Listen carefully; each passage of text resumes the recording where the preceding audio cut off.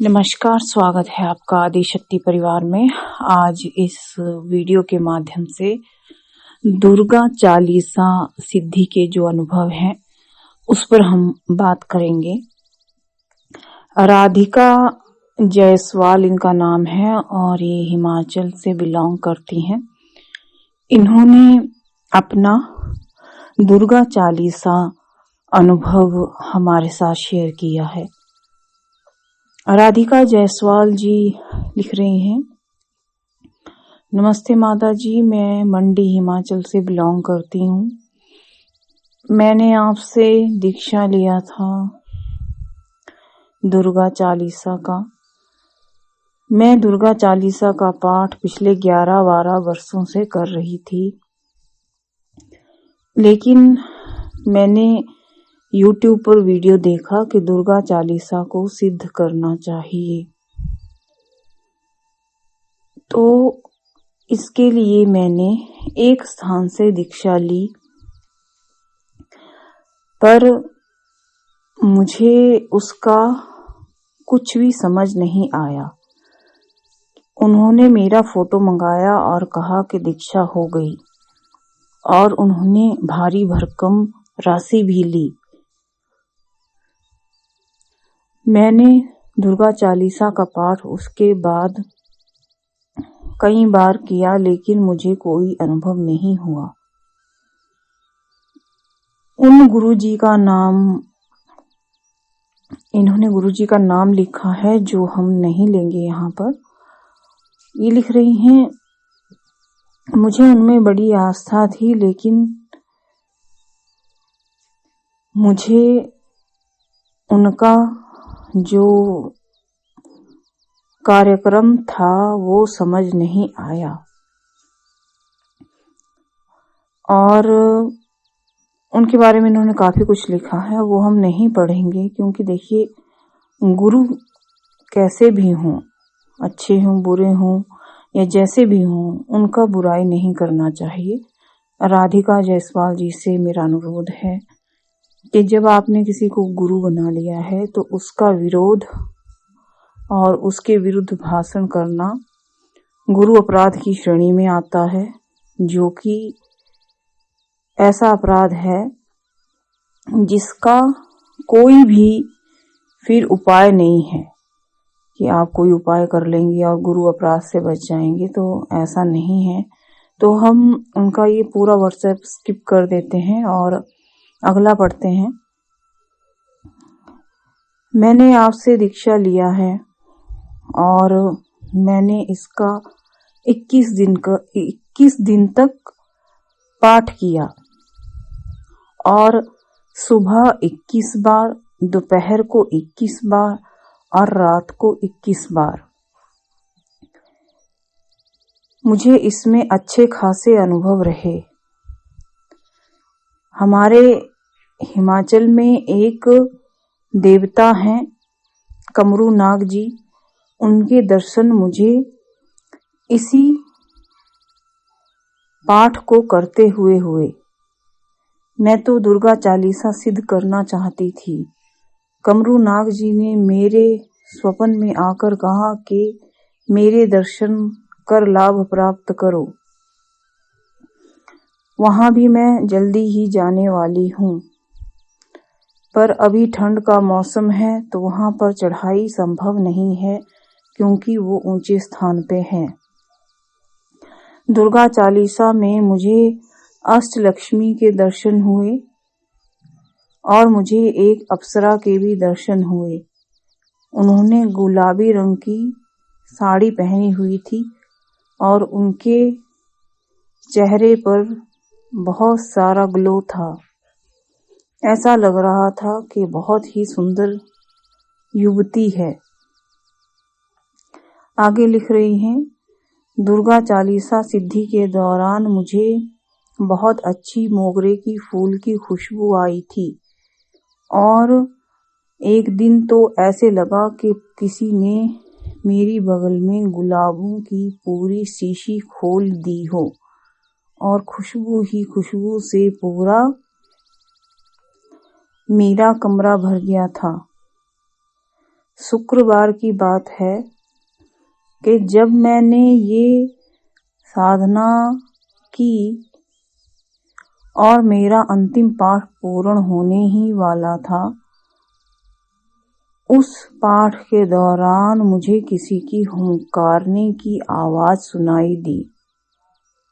मैं डर गई और आंखें खोलकर देखा। एक स्त्री जो कि काले भयंकर स्वरूप की थी, उसके बाल हवा में लहरा रहे हैं और वो दांत किटकिटा रही है। माता काली समझकर मैं बहुत ही डर गई और एक भयंकर अट्टहास जैसा कुछ हुआ। उसके बाद मुझे याद नहीं आ रहा है कि क्या हुआ था। लगभग मैं पता नहीं कौन सी अवस्था में पहुंच गई थी। अब मुझे कहीं भी कोई भय नहीं लगता है। अपने ही अंतर मन में मुझे देवी जी के दर्शन होते हैं। जब से दुर्गा चालीसा सिद्धि हुआ है, तब से मैं किसी को अपने हाथ से इलायची भी अभिमंत्रित करके दे दूं तो वो ठीक हो जाते हैं, और किसी के सिर पे हाथ फेर दूं तो उनका सिर दर्द ठीक हो जाता है। बगल की रेणु दीदी जब गिर गई थी तो उनके घुटने से बहुत खून निकल रहा था। मैंने अपना हाथ फेरा, उसका दर्द गायब हो गया। दीदी ने उस समय मजाक में कहा कि तुम्हें रेकी सीखनी चाहिए या तुमने रेकी सीखी है। बहुत अच्छा लग रहा है, अब दर्द नहीं हो रहा है। मुझे इस बात से बहुत खुशी हुई। मैंने कोई रेकी नहीं सीखी, ऐसा रेखा दीदी को नहीं बताया, क्योंकि फिर वो मुझसे पूछती कि ये सब कैसे है। मैंने सोचा झूठ कह दूं, पर मन में ख्याल आया कि माता के भक्तों को झूठ नहीं बोलना चाहिए। मैंने सारी बात मजाक में उड़ा दी। रेणु दीदी मेरे लिए खुश होकर खीर बनाकर लाई, क्योंकि उनकी भैंस ने बच्चा दिया है। रेणु दीदी बहुत अच्छी हैं। आगे लिख रही हैं कि माता जी, मेरा बच्चा पढ़ाई में होशियार नहीं था, लेकिन अब मैं उसको बड़े प्यार से पढ़ाती हूँ तो उसे सब याद हो जाता है। अब मैं उसे सरस्वती जल अभिमंत्रित करके, ये शायद ये लिखना चाह रही हैं कि सरस्वती मंत्र से जल अभिमंत्रित करके अपने बेटे को पिलाती हूँ। अब उसका पढ़ाई में मन लग रहा है। दुर्गा चालीसा में मुझे एक कन्या के भी दर्शन हुए थे, जिस दिन मैंने हवन डाला।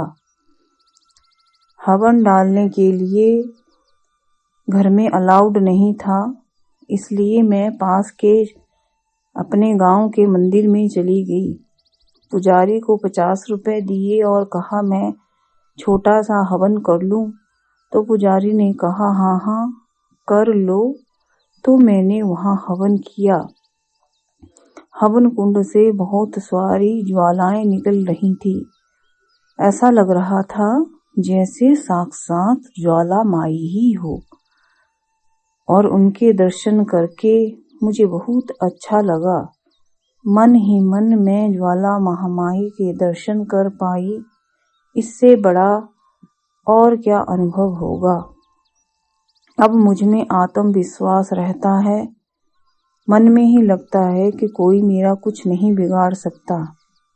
ऐसा नहीं है कि जब से मैंने ये दिया हुआ चालीसा किया, सिद्धि होने के बाद मैंने करना छोड़ दिया। नहीं, मैं रोज इसके 11 पाठ जरूर करती हूँ।